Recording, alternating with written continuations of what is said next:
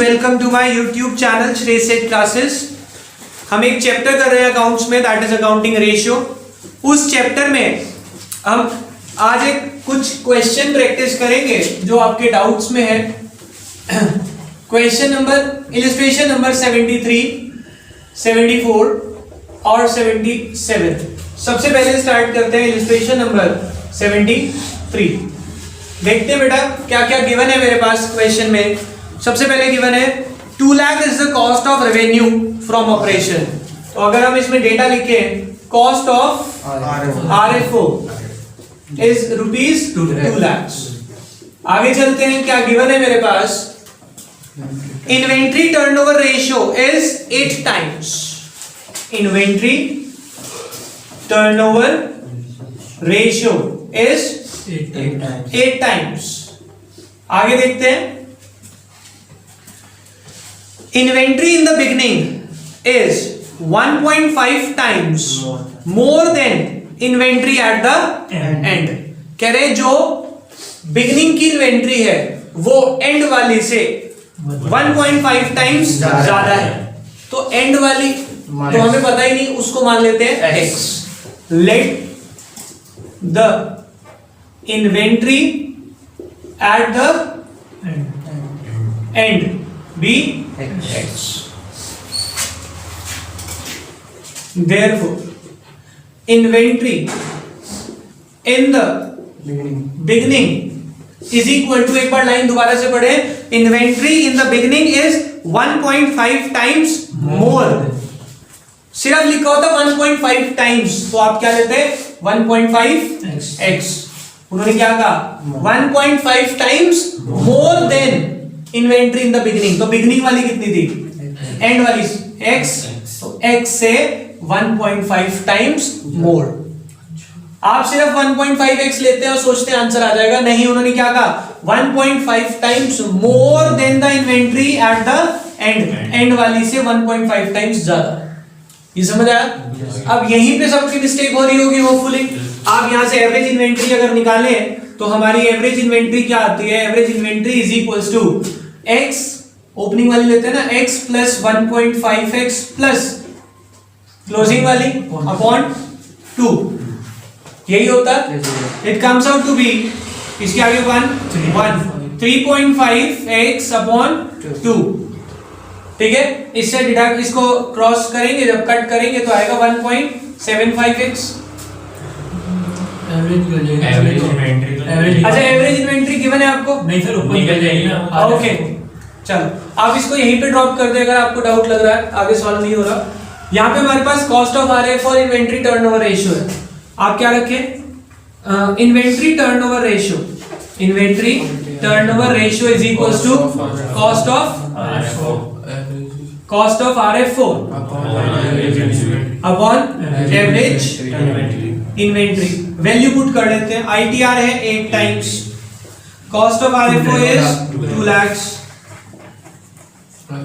Upon average inventory ही रहने दो, वैल्यू मत पुट करना वरना फिर कंफ्यूजन हो जाता है। इसको इधर ले जाए, इसको इधर ले आए। तो average inventory is equals to 25,000।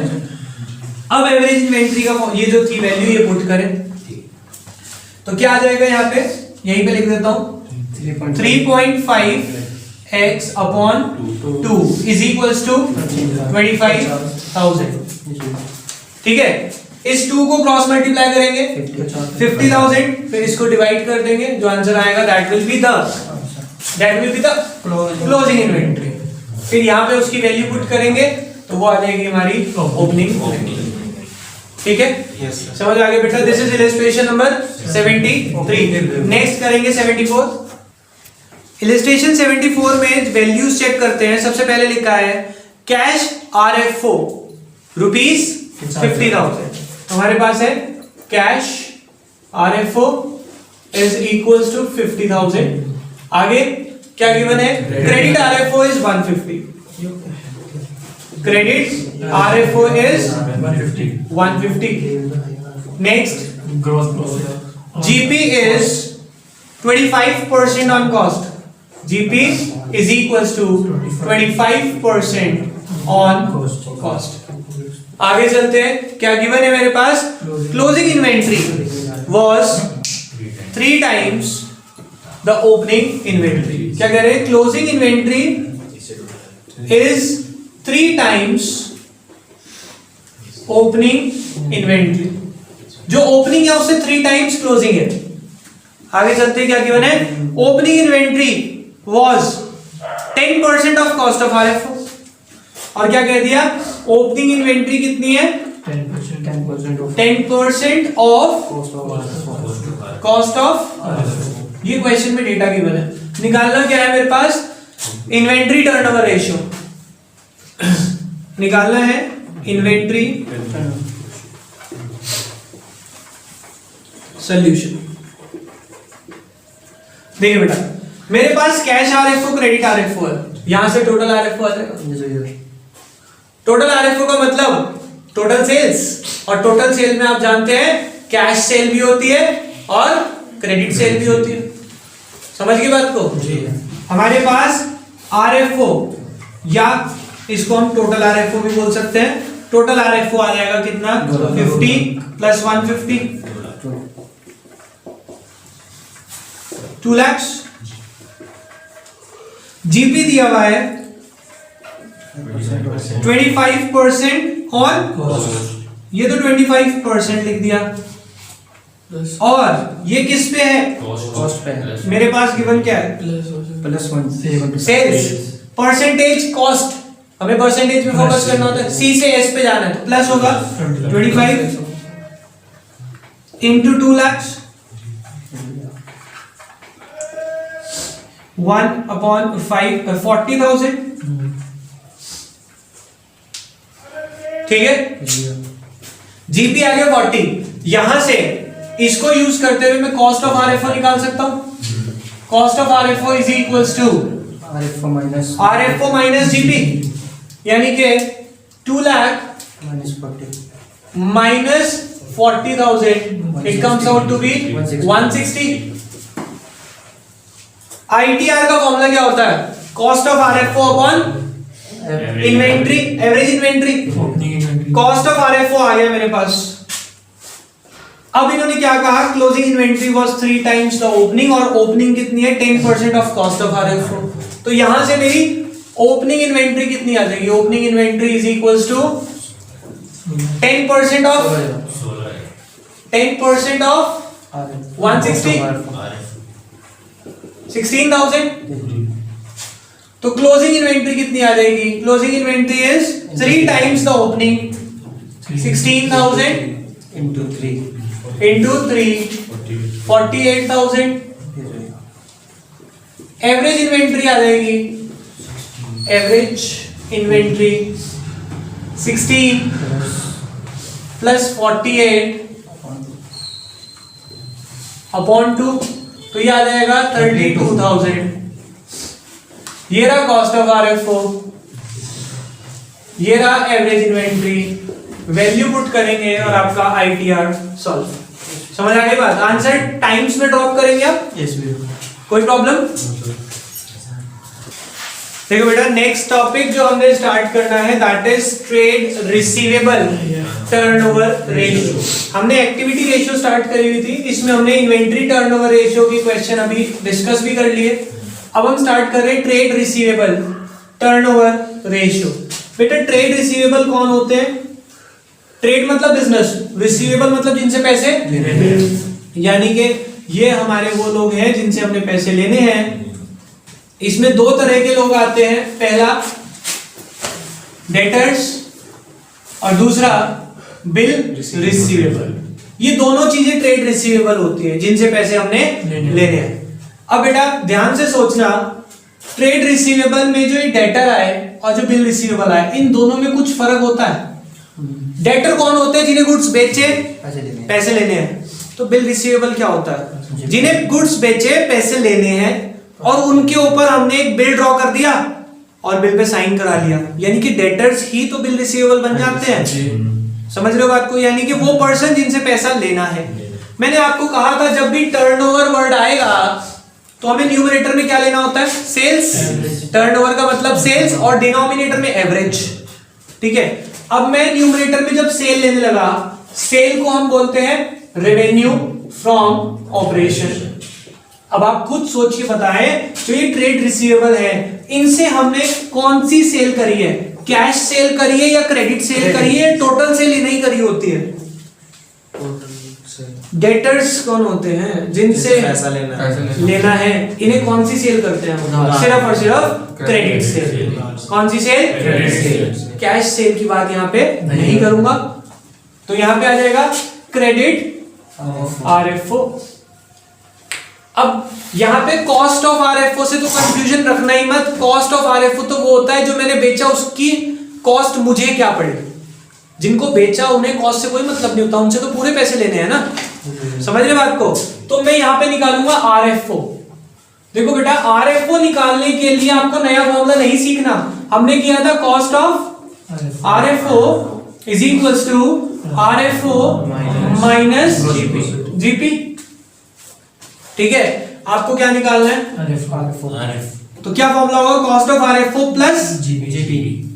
ठीक है, और कॉस्ट ऑफ आरएफओ का एक फॉर्मूला और होता है opening stock plus net purchase plus direct expense minus closing stock. उससे क्या आएगा? Cost of RFO. उसमें जीपी प्लस कर देंगे, आपके पास क्या आ गया? अब ध्यान से सुनेंगे, ये जो आरएफओ है, आरएफओ यानी कि सेल। सेल दो तरह की होती है, कैश आरएफओ, कैश आरएफओ और क्रेडिट आरएफओ। हमें फॉर्मूले में कौन सा चाहिए? Credit RFO. तो टोटल आरएफओ में से हम कैश आरएफओ माइनस करेंगे और हमें क्या मिलेगा? Credit RFO. कोई प्रॉब्लम? अपॉन में क्या चलेगा हमारा? Average trade receivable. Average trade receivable. अब आपको ओपनिंग ट्रेड रिसीवेबल भी दिए होंगे, क्लोजिंग भी दिए होंगे, तो एवरेज तो वैसे ही निकलने वाला है sir. Average trade receivable is equals to opening trade receivable plus closing trade receivable upon 2। कोई प्रॉब्लम बेटा इसमें? समझ आ गई बात? तो ये बहुत सिंपल सा फॉर्मूला है। अब जब आप ट्रेड रिसीवेबल की बात करते हैं तो वहां पे क्या होता है? Opening stock, sorry opening debtor, opening BR plus closing debtor, closing BR upon 2। 4 मत कराना सर, 4 वैल्यू थी इसलिए एवरेज में 4 कर दिया। फॉर्मूले में एवरेज 2 ही है, ओपनिंग प्लस क्लोजिंग। अगर ये 4 दिए हो, वैसे तो ओपनिंग डेटर और क्लोजिंग डेटर दिए होते हैं, ओपनिंग प्लस क्लोजिंग अपॉन 2। आगे एवरेज क्रेडिट आरएफओ आ गया, वैल्यू पुट करें और इसका आंसर आप किस में ड्रॉप करने वाले बेटा? टाइम्स। इसका आंसर भी आपका टाइम्स में ड्रॉप होगा। अब बेटा डेट, ये ट्रेड रिसीवेबल कौन है? जिनसे पैसा लेना है। अब पैसा लेना है तो हम मांगने भी जाते हैं, तो इसलिए यहाँ पे एक फॉर्मूला और आता है एवरेज कलेक्शन पीरियड, क्योंकि पैसे कलेक्ट करते हैं ना आप। एवरेज कलेक्शन पीरियड, इसका फॉर्मूला क्या होता है बेटा? एवरेज कलेक्शन पीरियड का trade days oblique months in a year upon trade receivable turnover ratio. अब अगर आप पूरे डेज साल की बात करें तो 365 या फिर 12 अपॉन जो आपने आंसर निकाला होगा ट्रेड रिसीवेबल टर्नओवर रेशियो।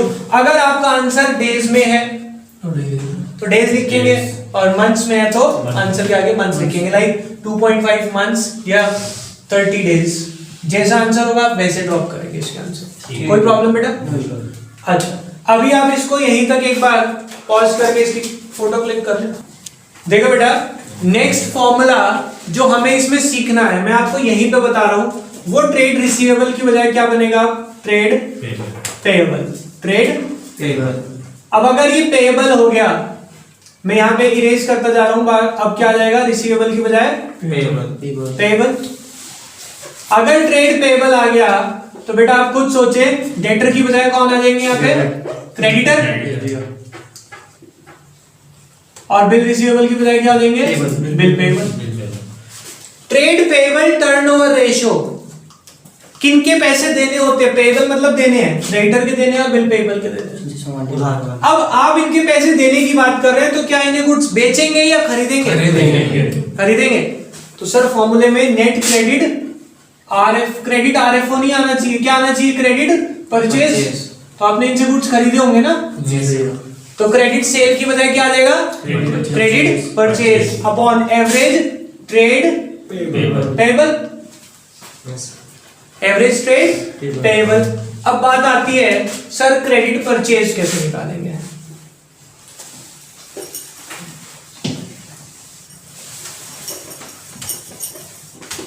इधर देखिए बेटा, आपको क्वेश्चन में निकालना क्या है?